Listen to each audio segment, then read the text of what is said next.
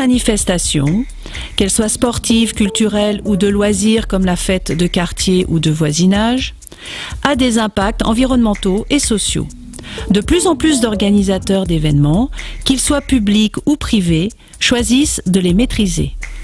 Dans l'agglomération lyonnaise, voyons comment la commune d'Oulin s'y est pris pour la fête de l'Iris. L'origine de la fête de l'Iris est une manifestation horticole autour de la fleur de l'Iris qui a été créée par les services des parcs et jardins. À la demande de Monsieur le maire, elle a évolué vers une manifestation culturelle, une fête du printemps qui mêle l'art et la nature. On va retrouver plusieurs thématiques, notamment des spectacles, que ce soit du monde associatif ou professionnel, mais aussi une partie l'art et dans le parc. Notre mémo qui présente une exposition sur l'Iris dans tous ses états et une partie Planète Verte qui sensibilise le public à l'éco-responsabilité.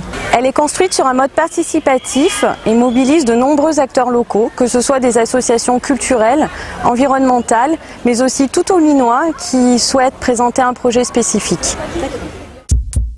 Les 5 finalités du développement durable ainsi que la gouvernance devraient être prises en compte dans toute manifestation.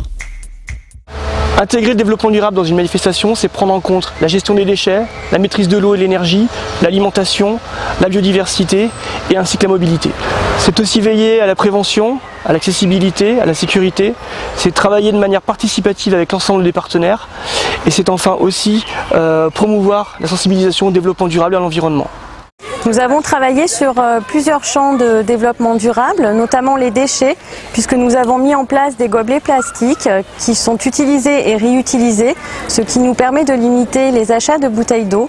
Nous avons également une nouveauté cette année avec la mise en place d'un bar à eau qui invite le public à venir se désaltérer et à être sensibilisé à la préservation de cette ressource.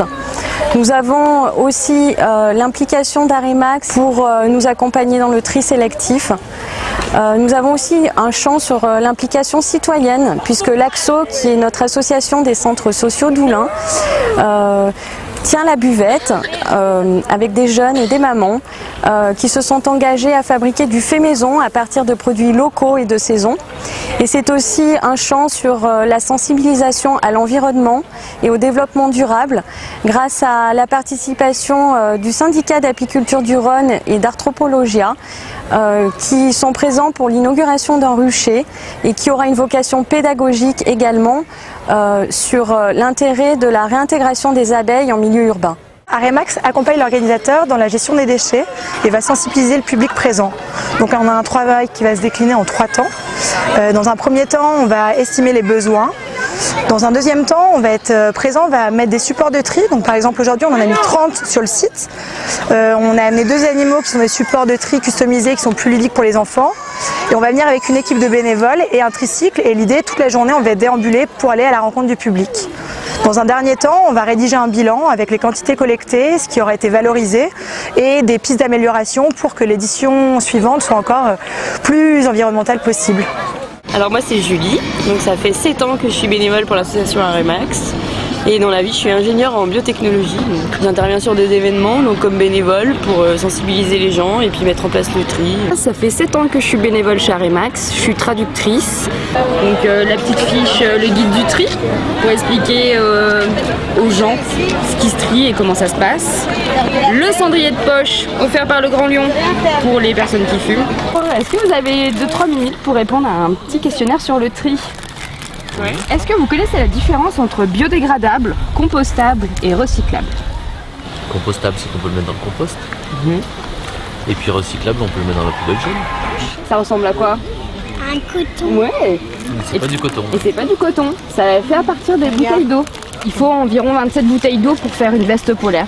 Sensibiliser les gens, c'est bien. Surtout une journée comme ça où il fait beau. Intégrer le développement durable dans une manifestation, il faut y penser très en amont, mais aussi durant toutes les phases du projet. Dans un premier temps, bien en amont pour choisir le site, les partenaires qui vont nous accompagner, sensibiliser bien en amont aussi les équipes, faire une communication cohérente aussi sur ce projet-là.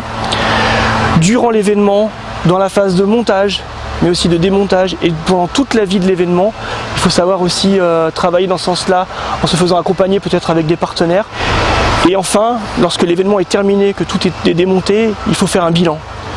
Un bilan sur les consommations de déchets, sur les consommations d'énergie, d'eau, sur aussi la manière dont cela s'est passé avec les gens qui sont venus, un bilan qualitatif et quantitatif, de manière à pouvoir obtenir des informations pour que l'année prochaine, quand on recommence cet événement, on puisse fonctionner en amélioration continue. En 2013, les données chiffrées transmises par Aremax nous ont permis de trier environ 35 kg de déchets recyclables, mais aussi 90 kg de verre et 500 kg d'ordures ménagères. Il est absolument indispensable de prendre en compte toutes les thématiques du développement durable pour toute taille et tout type d'événements. On estime en France le chiffre de 100 000 événements organisés chaque année, que ce soit des événements professionnels, sportifs ou culturels. Donc les enjeux sont absolument colossaux en matière d'impact environnementaux liés à l'organisation de ces événements. La thématique prioritaire à prendre en compte quand on organise un événement, c'est vraiment la thématique liée au transport, que ce soit le transport de personnes ou le transport de marchandises, puisqu'on estime qu'il représente 70% des impacts environnementaux de l'organisation d'un événement. Deux exemples intéressants en matière de prise en compte des impacts environnementaux liés au transport. Woods Tower, qui organise des vélobus depuis le centre de Lyon jusqu'à Miribel-Jonage. Deux aspects très positifs à cette initiative. Le spectacle commence depuis le départ du centre de Lyon, puisqu'il y a beaucoup d'animations organisées tout le long du parcours.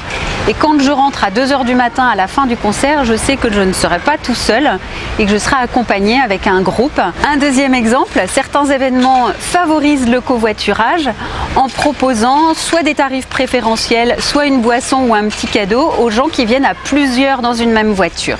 Les conseils que je pourrais donner aux élus dans le cadre de la mise en place de développement durable au sein d'une manifestation seraient dans un premier temps de faire un bon état des lieux sur notre gestion des déchets, maîtrise des consommations, ce qui nous a permis de mettre en place des actions concrètes et de les améliorer chaque année. Ensuite, il est important de s'appuyer sur un réseau associatif fort, reconnu par le Grand Lyon, comme Aremax, qui nous accompagne tout au long de cette manifestation. Il est important également de travailler en interne auprès des services, mais aussi des élus, pour sensibiliser toutes ces personnes et qu'elles jouent le jeu.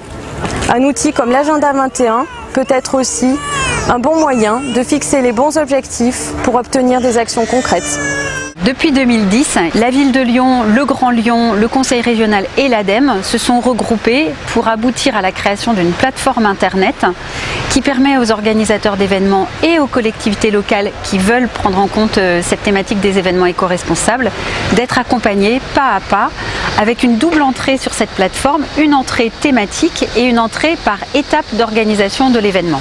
Aujourd'hui, les organisateurs d'événements disposent d'une foultitude d'outils pour les aider à prendre en compte les impacts environnementaux, des outils méthodologiques, des outils leur apportant des trucs et astuces pour limiter ces impacts environnementaux. Donc les collectivités locales peuvent avoir un certain niveau d'exigence vis-à-vis des organisateurs pour que ces impacts soient limités au maximum.